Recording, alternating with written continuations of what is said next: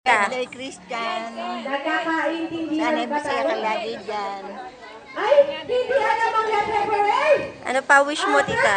Sana magkaroon ka ng maraming anak. Sige, ganito muna ha. Isipin niyo mabuti. Kasi meron si Christian, birthday niya. Tita, 30 na si kuya. Nabusog. Hooray! Nagbibideo lang po kami. Okay, ha? Okay. Ngayon, Sherwin, kunin ko na ang garter. Magpa-practice muna kami ng mga boys. Tita Ondeng, anong wish mo? Anong wish mo? Hindi ba nakabili ng bago?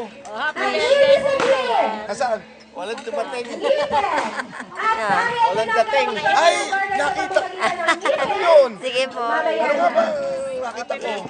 Agree ka ba? Hindi pera ng gagamitin ng ating